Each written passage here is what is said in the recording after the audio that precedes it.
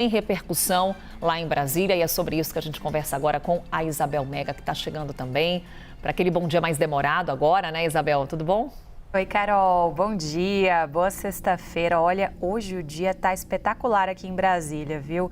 Tem dia que o sol não aparece muito, fica ali entre nuvens, mas hoje, se o pessoal estiver ali naquele monitoramento das câmeras aqui de Brasília, vale a pena compartilhar aí durante a nossa conversa. A gente vai ter a imagem de Brasília para coroar sexta-feira, né, Isabel Mega? Finalmente ela chegou e, é claro, já nos brindando com esse amanhecer lá na capital federal. Pouquíssimas nuvens agora no céu da cidade. É aquele calorão também no Distrito Federal. A gente está acompanhando essa onda de calor que vai ter destaque aqui no Novo Dia ainda hoje. Belíssima imagem, viu, Isabel, que você traz para a gente agora aí de Brasília. E vamos Brasília coleciona nascer e pôr do sol, viu, Carol?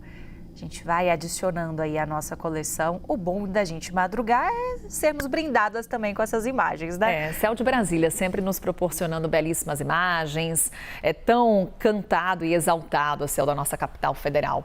Bem, vamos lá então, Isabel. Olhar agora para o que está acontecendo aí em termos de política, também assunto que mexe com o judiciário. A gente está falando dessa operação que foi autorizada pelo ministro Flávio Dino do Supremo Tribunal Federal. A gente está falando do desvio de recursos de emendas parlamentares. As emendas parlamentares voltam para a discussão aí na capital federal, Isabel.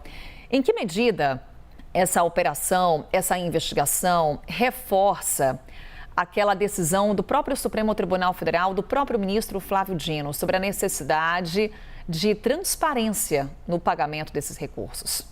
Carol, dá para dizer que o céu de Brasília tá bonito, mas o céu dos parlamentares não tá assim de brigadeiro não, viu? Gerou um clima de alerta com toda a certeza, porque essas investigações foram autorizadas pelo ministro Flávio Dino ainda no seio daquelas decisões de dezembro.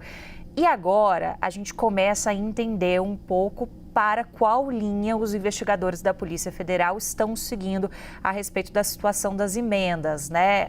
Quando houve a autorização, já se apontava que lá na frente isso poderia gerar ali um certo estremecimento no clima que nem de longe é bom, né, Carol, em relação ao legislativo com o judiciário.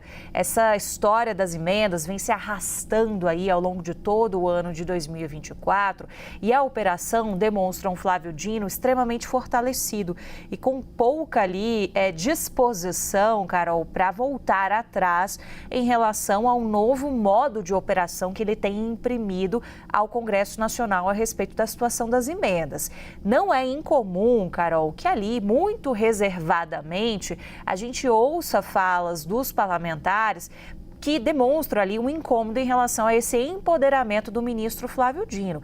Tem gente que lembra o fato de que ele foi eleito senador, embora não tenha exercido de fato a função, mas o Flávio Dino é uma figura que, quando estava na política propriamente dita, ocupou as mais diversas posições, né, em relação a cargos, foi governador, foi ministro da Justiça, foi eleito parlamentar. Então tem muita gente falando, olha, parece que ele esqueceu um pouco como é do lado de cá.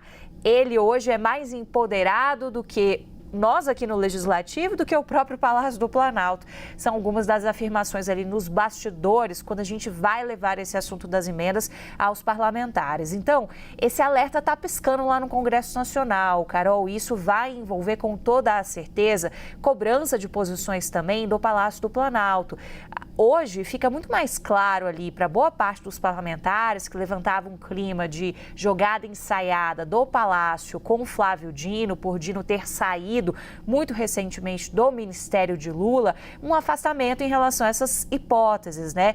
Hoje o Congresso já tem uma percepção um pouco mais afinada de que Dino está tentando ter um protagonismo até ali como uma figura que está trazendo um respaldo a algo que encontra voz também na própria sociedade brasileira, uma cobrança que as pessoas fazem em relação à situação das emendas, porque são situações envolvendo dinheiro público e que a gente não sabe muito bem ao certo da forma como estava antes dessas decisões do Supremo Tribunal Federal, qual que seria o encaminhamento disso, né? A coisa não era transparente como deveria ser com o gasto público, que precisa ser rastreado.